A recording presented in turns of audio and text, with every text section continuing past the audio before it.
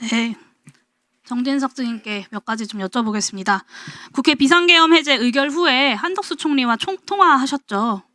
의결 전에 통화했어요. 의결 전에 통화하셨습니까? 한덕수 총리께서는 의결 후에 통화했다고 지난 청문회에서 말씀하셨는데. 대통령께 국회에서 해제 요구 결의안이 통과됐으니 지체 없이 해제를 하셔야 된다. 그러기 위해서는 국무회의를 소집해야 된다라고 말씀드렸고. 해제 의결 이후에 한덕수 총리랑 통화를 하셨다는 거잖아요. 국회 의결 이후에. 네, 그죠. 네, 그걸 여쭤본 겁니다. 그 한 총리 말씀대로 빨리 종료를 시키자. 그리고 좀 전에도 말씀하셨지만 즉각 용산 대통령실에 모여서 대통령에게 건의를 하자. 이런 이야기를 하신 거라고 증언을 하셨고, 실제로 빠르게 움직여야 하니 좀 다른 이야기들도 하셨을 것 같은데 추가로 더 이야기 나누신 게 있으십니까? 제가 총리님께 그때 이제 그 1차 국무회의 이후에 다 귀가하신 이후에 새벽 한 2시경 좀 넘어서 전화드린 걸로 기억하는데, 아무튼 제가 총리님께 전화드려서는 계엄 해제를 위한 국무회의를 소집해야 하니 다시 국무위원님들을 좀 소집해서 해주십시오. 빨리 나와주셔야 되겠습니다. 그 말씀을 제가 네. 2시 넘어서 통화하셨다고 하셨는데 그러면 결심실에 대통령을 데리러 가셨던 것은 통화하기 이전 상황인 겁니까? 그렇습니다. 결심지원실에 제가 도착한 게 1시 새벽 1시 그러니까 1시 46분에 결심실로 가셨고, 네, 그리고 국회 계엄 해제 요구안이 1시 01분에 처리가 됐고. 증인님, 제가 시간이 좀 많지 않아가지고요. 40분경. 제가 여쭤본 것에 대해서 좀 답을 해주시면 좋겠는데, 그럼 결심실로 대통령을 데리러 갔던 건 어떤 이유에서였습니까? 그때 이제 안보실장이 제 사무실에 와서 대통령님이 빵카에 계신데 모시고 오는 것이 좋겠습니다 해서 안보실장과 함께 직접적으로 해제를 국무회의에서 다뤄야 한다라는 건의하기 위해서 가셨다는 거죠? 네.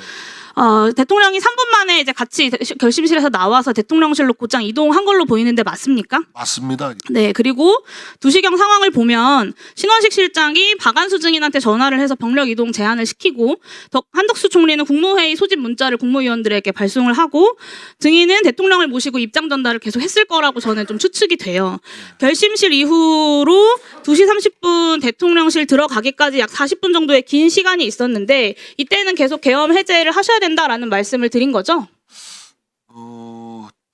제가 대통령께서 먼저 혼자 결심지원실에 가셨기 때문에 제가 뒤따라 네, 그러니까 나와서 대통령실 2시 반 들어가실 때까지 어떤 말씀을 나눴냐라는 질문입니다. 대통령 글쎄요 저는 계속 계엄 해제 요구안이 국회에도 처리된 만큼 지체 없이 국무회의를 열어서 해제하셔야 됩니다. 같은 내용의 말씀을 하셨다는 거고, 박안수 증인이 2시부터 2시 20분까지 신원식 실장과 통화를 했고 그 직후에 대통령실로 회의가 소집되었다라는 김용현 장관의 말을 듣고 대통령실로 동행을 했다 이렇게 진술을 했어요. 박안수 증인이.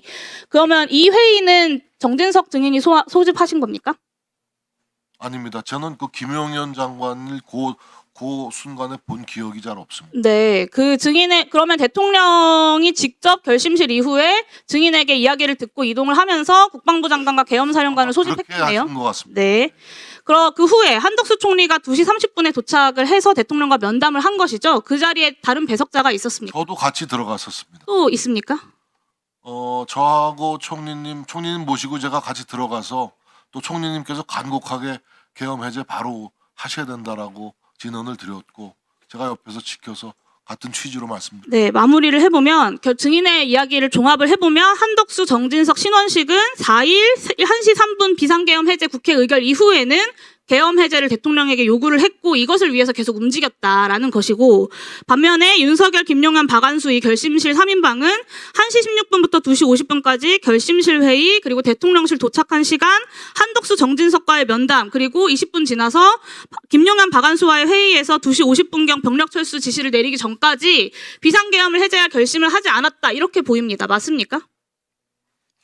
제 기억으로는 저뿐만이 아니고 우리 총리님께서도 말씀해 주셨지만 비상계엄 해제 건의에 대해서 대통령께서 바로 승인하시고 바로 승인했다고요? 네, 고개를 끄덕끄덕 하셨기 때문에 제가 국무회의 소집차 고개를 끄덕끄덕 한 것이 아니라 그러면 바로 해제하자라고 했습니까, 예, 대통령이? 승인하셨습니다. 승인했습니까? 승인하셨기 때문에 제가 국무회의를 소집한 겁니다.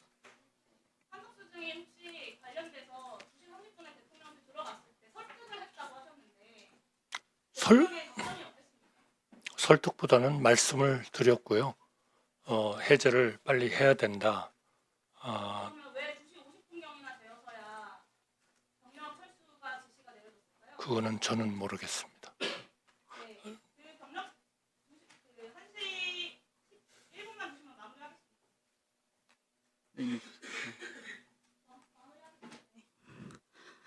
결심실 회의 그리고 대통령실 도착해서 2시 30분에 면담하고 그 이후에도 바로 승인했다고 하지만 사실은 병력 철수 지시 등이 이어지지 않았습니다. 그러니까 비상계엄 해제를 할 결심을 하지 않고 어떻게 하면 계엄 상황을 지속시켜서 국회와 선관위를 침탈할 수 있나라는 고민을 하고 있었다고 국회에서는 계속 2차 계엄 시도에 대해서 조사할 수밖에 없는 것입니다.